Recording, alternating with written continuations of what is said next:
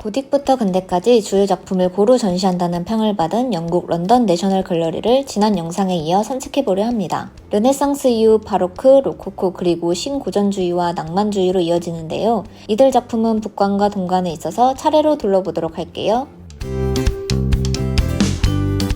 바로크는 사선을 비롯해 격렬한 구도, 강렬한 명암 대비, 극적인 표현을 특징으로 르네상스와 비교해서 회화적이라는 평가를 받습니다. 바로크의 대표는 네덜란드로 지금의 네덜란드는 당시 플랑드르와 홀란드를 포괄하고 있습니다. 플랑드르는 모직물 무역으로 부를 얻었던 지역으로 페테르 파울 루벤스가 활동한 곳이기도 합니다. 지금은 벨기에에 속한 안트워프 대성당의 재단화 플란더스의 개에서 주인공이 보고자 했던 그 그림이 루벤스의 것이기도 하죠. 내셔널 갤러리에는 루벤스의 노뱀을 볼 수 있습니다. 노뱀은 성서에 나오는 이야기로 독사를 풀었는데 청동 뱀상을 만들어 이를 이겨냈다는 이야기인데요. 루벤스에 의해 뱀에 물린 사람들이 바닥에 뒹굴고 있고 노뱀으로 이를 구하는 모세가 왼쪽에 나타나는 모습으로 그려졌습니다. 바로크 하면 렘브란트 반 레인이라는 이름을 떠올리곤 하죠. 그의 다양한 초상화와 함께 벨사살 왕의 연애도 전시되어 있는데요. 성경에 따라 벨사살 왕의 죽음을 예언하는 글이 환하게 빛나고 모든 인물이 놀라고 두려워하는 모습이 극적으로 담겨 있습니다. 요하네스 페르메이르는 이전에 베르메르라고도 불렸던 작가입니다. 진주 귀걸이를 한 소녀가 대표작으로 알려져 있죠. 어지널 앞에 서 있는 젊은 여인은 페르메이르의 다른 그림처럼 앞에 튀어나온 의자와 격자로 된 바닥을 통해 실내의 공간감을 효과적으로 만들어낸 것을 볼 수 있습니다. 원근법을 사용해 정확한 실내 구조를 구현해내는 것은 카메라의 전신인 카메라 옵스큐라를 사용했기 때문이라고 여겨지죠. 네덜란드의 바로크로 빠질 수 없는 장르가 바로 정물화입니다. 정적인 여러 사물을 사실적으로 묘사한 정물화는 알레고리에 따라 덧없음, 인간의 유한함과 연결이 되죠. 꽃은 기독교적 도상과도 연관되지만 해골, 먹다 남은 음식, 악기와 함께 바니타스의 상징이기도 합니다. 화려한 꽃은 시들고 음식은 썩기 마련이며 악곡은 끝이 있다는 뜻이죠.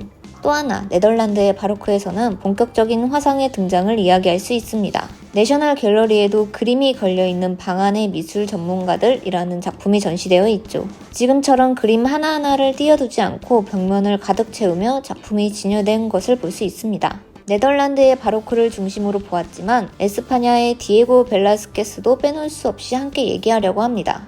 벨라스케스는 시녀들을 그린 작가로 이곳에는 그의 비너스의 단장을 만나볼 수 있죠. 비너스의 단장은 비너스로 누드 여성의 뒷모습을 그리지만 동시에 큐피트가 거울을 들어 비너스의 얼굴까지 볼 수 있게끔 합니다. 물론 각도가 정확하지는 않다고 해요. 로코코는 파리를 중심으로 한 프랑스적인 예술로 평가되며 프랑스와 부셰, 장 앙투안 와토가 대표적인 작가로 거론됩니다. 그렇지만 이탈리아에서도 로코코 양식을 구사한 이가 있는데요. 지오반니 티에폴로입니다. 마찬가지로 분홍색 파스텔 계열을 사용하고 미의 여신인 비너스가 중심 주제인 것을 알 수 있습니다.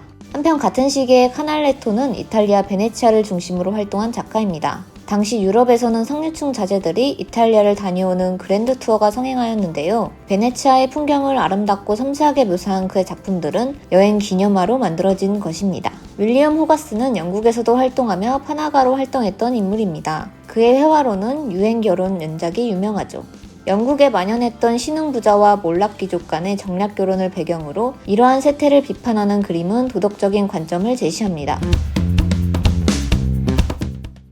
두루두루 다룬다 해도 내셔널 갤러리가 영국의 컬렉션인 만큼 영국의 유명 작가군을 만나보지 않을 수 없겠죠. 18세기 후반인 프랑스에서는 시민혁명의 시기였다면 영국은 산업혁명이 본격적으로 이루어진 시기였습니다. 그에 따라 과학실험, 기계들이 회화의 주제로 들어오게 되고 조셉 라이트의 작품도 예 중 하나입니다. 촛불로 일어나는 강렬한 명암 대비는 조셉 라이트의 큰 특징이며 낭만주의와 과학의 교차점으로 평가받습니다. 한국에서도 많은 이들이 좋아하는 윌리엄 터너는 낭만주의의 완성이자 인상주의에 큰 영향을 미쳤다고도 이야기합니다. 터너의 후반기 작품들은 빛과 색채에 대한 탐구로 이어지는데요. 그 중에서 비증기 그리고 속도는 대기를 뚫고 달리는 기관차의 속도감을 느낄 수 있는 작품이죠. 이렇게 내셔널 갤러리의 바로크부터 낭만주의까지를 둘러보았는데요. 어떤가요? 미술사의 중심 흐름을 다 다루면서도 영국의 작품들이 눈에 띄기 시작한 부분이었습니다. 특히 터너는 19세기 중반까지 활약한 작가였고 다음 영상에서 살펴볼 인상주의에 큰 영향을 끼쳤기에 기억해 두시면 좋을 것 같아요. 이어서 내셔널 갤러리 컬렉션 시리즈 마지막으로 돌아오겠습니다. 감사합니다.